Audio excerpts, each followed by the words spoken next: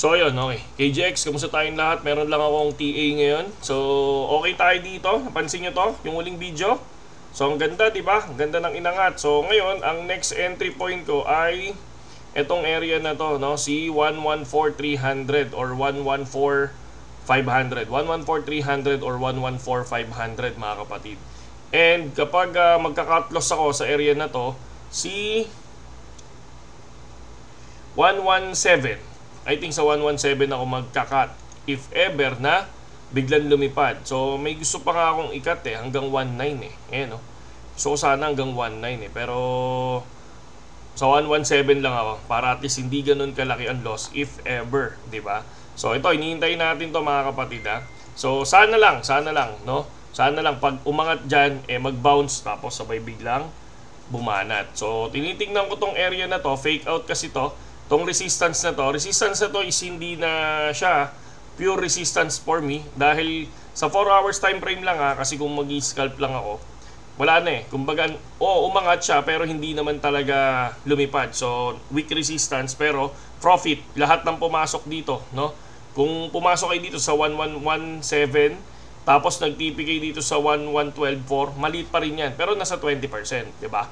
So yan. So for me, buburahin na natin to. Okay? Bang. Okay? So ngayon, yan yung tinitingnan natin. So far, baka umangat, bumaba, tapos biglang tumama dito, tapos magkaroon ng down. Yun yung analysis natin, mga kapatid. Yun yung analysis natin. So ganun din sa Ethereum. Sa Ethereum naman, tinitingnan ko ang 4,600. So kung mapapansin nyo, si Ethereum ay sideways lang siya. Okay? Sideways lang yan. Guhit manok lang tayo. Yan, di ba? Pero ang inihintay ko kay Ethereum, dapat kunin niya si 4,600.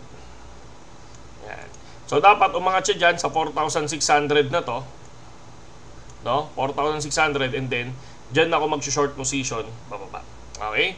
So pasensya na dito sa guhit ko sa Ethereum. Ayusin ko na lang to susunod. No? Ito kasi yan Diyan galing yan tapos umano. So hindi ko na lang kasi ito na tawag dito. Hindi ko lang siya na re-ready. Pero lagi ako sa 4.6. Sa 4.6 ako mag-short position. So optimum. So check lang natin si Optimus. Si Optimum, na kung titingnan natin 0.69 siya nung nakaraan.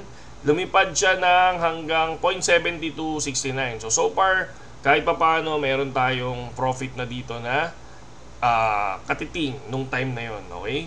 So far, yan lang yan. Yan lang yung ating news ngayon. So, ba't umangat to? Yan. Rejected nga yan Dapat inaangat natin yan. So far, pag ito bumaba dito sa 0.67, spot ang gagawin ko dito, no? Bibili ako sa spot. Hindi ako maglo-long position ng future. Spot lang. Tapos hihintayin ko mag-bounce. So, ganun lang kasimple yung ginagawa natin, mga kapatid. At nakakatuwa lang talaga Pilipinas. At least ina-adapt na nila pati blockchain sa Baguio, tingnan nyo. Diba? So, yun lang, mga idol. At saludo sa inyo lahat. Basic lang, diba? Basic lang yung TA ko sa sarili ko. Lalo na dito kay Bitcoin, tingnan nyo naman, diba? Nasusunod. So, binura lang natin yung nakaraan. Pero kung papansin nyo, isa lang yata yung talo natin sa 11 TAs, di ba? So, maganda yun, improving. Pero tulad ng sinabi ko, kung tatanungin nyo kung profitable na ako sa future, negative, napakalayo pa. No? Napakalayo pa para magkaroon ako ng break-even, pare.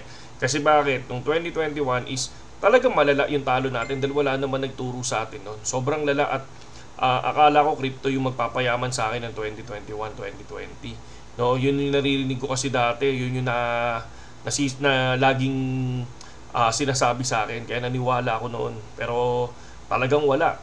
Ubus talaga, no? Kaya ngayon, kung mapapansin nyo, yes, profitable tayo, nakikita nyo, profitable. Pero hindi na kasi ganun kalaki yung margin natin. Maliliit na lang yung margin natin, hindi katulad noon, di ba? So, nagpa-profit tayo ngayon. At least, importante ngayon is umuusog tayo pa konti-konti, di ba? Hindi na katulad ng 2021 na talagang lugmok ka, di ba? So, sa spot naman, yes, nakikita nyo naman yun sa spot. Yes, profitable sa spot. Dahil nga, nung bear market, di ba, nag-ipon tayo. And then ngayon, pinakita ko naman sa inyo yung Ethereum na nakaraan, di ba? So maaga lang tayo nag-TP kay Ethereum, nasa 2.4, di ba? So yun lang, KGX at saludo sa inyong lahat.